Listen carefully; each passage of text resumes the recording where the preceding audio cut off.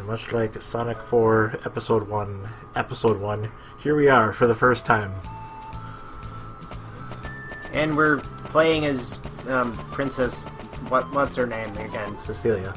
Cecilia, yes. The village of Adelheid. More of a kingdom. Yeah, whatever. Who's Emma? The important NPC of this section. Oh, okay. I mean, that doesn't really tell me who she is, but... Hi, Jack. Bye, Jack.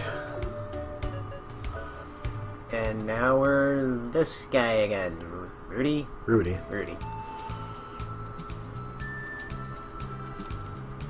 Hey, wagon. Shop wagon. Right, because you can't...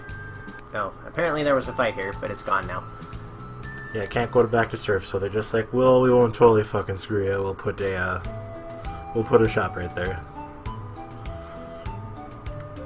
I like how they seem to know that Rudy is an adventurer. It is a bit strange that they just kind of know that by looking at him. So, technically, the party is all together now. By all together, they're in the same town. Which is how most D&D campaigns start. And then I just fucking wandered around, instead of going to where the plot dictated. Because I was an idiot.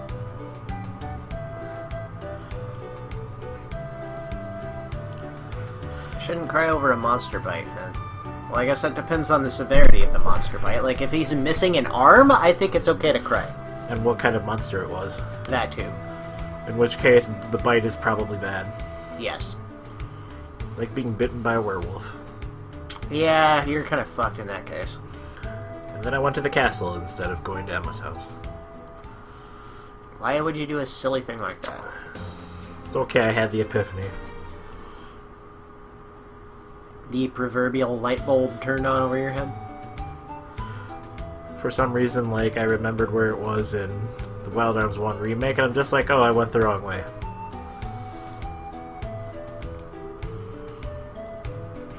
Alarm!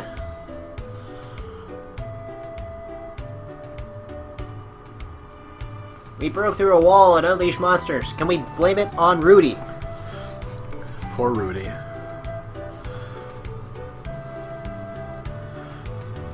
I don't think there's ever been a time in any kind of D&D campaign where, like, we were wrongfully blamed for something and my response was, I killed the whole town. As much as I really would have liked to. I think a lot of D&D players have that mentality. Like, I really wish that I could just kill all of the townspeople and solve my problem that way. I'll pay you after the excavation, trust me. I'll give you 500 gela for it. And what is that in local currency equivalent to the US dollar? Probably still get more out of cutting grass. It's like 50 heelberries. No, you can't come with me. But why not? Because she's only 17. She's older than the rest of you mooks. No, I'm pretty sure Jack is like in his 20s. Yeah, well, okay. And Rudy is, I'm pretty sure, an adult. Because he's definitely not just like a 16-year-old kid or anything. Pretty sure. Yeah, I guess. After telling him off, immediately change your mind. Sorry, kid, but thou must. Can't progress the game without them? Nope. The game's like, bring friends, form a party. Otherwise, go the fuck away. Game's over for you if you're not. Uh-huh. Ah, this place again.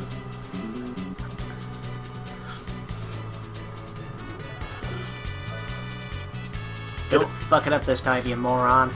Get it right this time with the information that technically you don't get until, like, the last third of the game.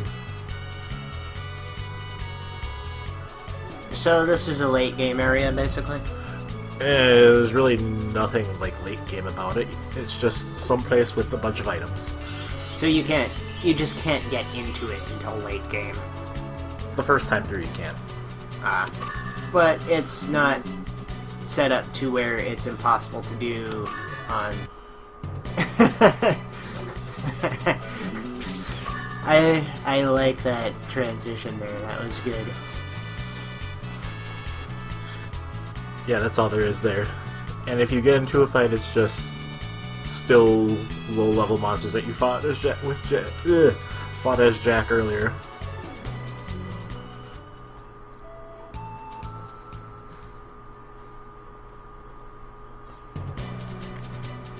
Does this game only have one dungeon music? It has more, but right now this is kind of like its main dungeon theme.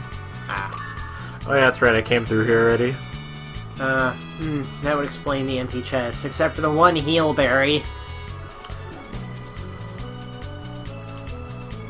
Seriously, we're gonna have like 6,000 of those things. Although the maximum item limit is 99. So We're gonna have like 99 of those things.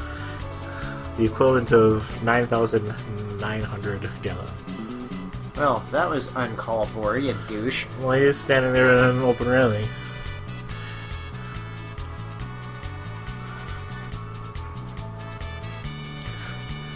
So, if we break this seal and unleash hell, you're gonna blame it on Rudy, right? Because, really, it's his fault. Only if there's another earthquake.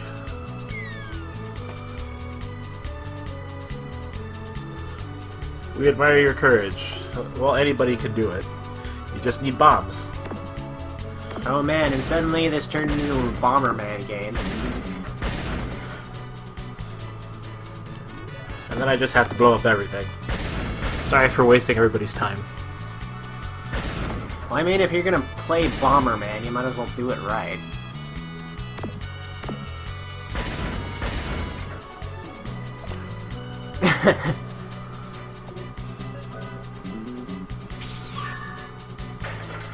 Such a dick move. We're gonna put a heal berry in a box that explodes and damages you when you open it, so you actually have to use that heal berry. But heal berries only heal one person, so essentially you're gonna have to use 3 heal berries out of it. Nope. Wrong way? And there was a fight. Oh yay, a moving block puzzle. Not much of a puzzle. Well, it's like first dungeon in Zelda kind of block puzzle. Yeah. Nope. Should I see the exploding chests are a different color than the normal ones? And would you believe when I was younger and played this, I was like, it's just a different color chest. I never once really considered that, hey, these are the ones that blow up. Is it consistent throughout the game? Yes. That's good. Unlike the other thing that is not consistent throughout the game, which annoyed me when you told me about it, and I don't remember what it is. Oh, the random battle rate? Because that's definitely not consistent. But hey, at least those chests aren't like Dark Souls mimics. True. These things are fucking nasty. Or even worse, Dragon's Dogma mimics. I don't remember those. I think they only showed up in... Oh, no, they showed up in the vanilla game. They're just more prevalent in the DLC. Basically, you have no indication of whether or not they're mimics. Like, you know, how an actual mimic would be. You open it up, monster pops out, and tries to take a bite out of you. And probably will, because you didn't know it was there. And you can't take the Valkyrie profile approach. Which is? Pick up the chest and just throw it. Doing so will break the item inside, so there's that too. I think there was no, there wasn't a fight there. I think there was just a weird frame skip. Yeah, it didn't look like you edited anything out. Anyway, mimics in Dark Souls, depending on the game, are actually pretty cleverly disguised. It's really tough to spot them if you don't know what you're looking for. Don't they breathe? They do breathe, but it's very subtle. If you don't sit there and watch them for a couple of minutes, you're not gonna just see it from a glance. So I wonder if what a mimic does when somebody just like comes by, instead of opening it, just like sits on the lid. Well, it's funny. In all 3 Dark Souls games, you can actually put a mimic to sleep and open it like a normal chest.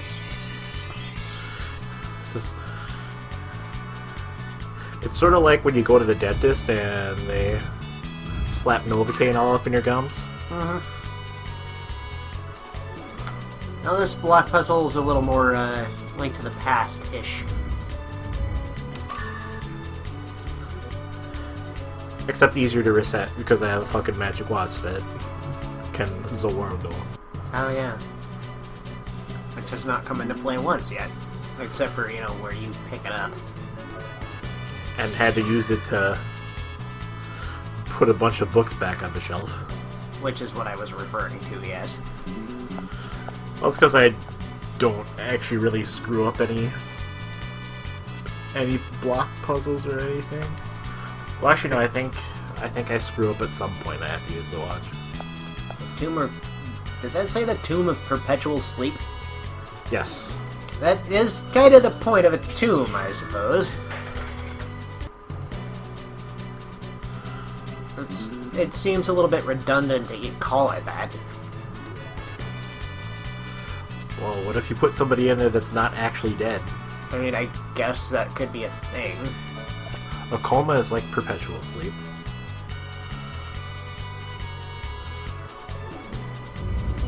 Wasn't at the right angle to push that block.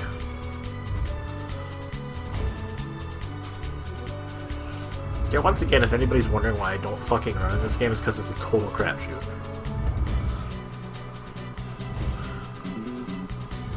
Yes, I remember you telling me that you cannot stop once you start. You can, but you can turn while you're coming to a hole. So it's basically like you can dash and you can drift. Ah. Which is annoying as fuck.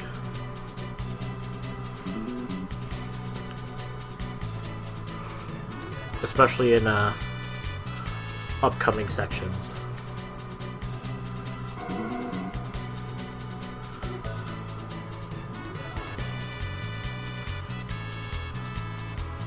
And on a related note, next time on Bromance, boss fight. That'd be fun.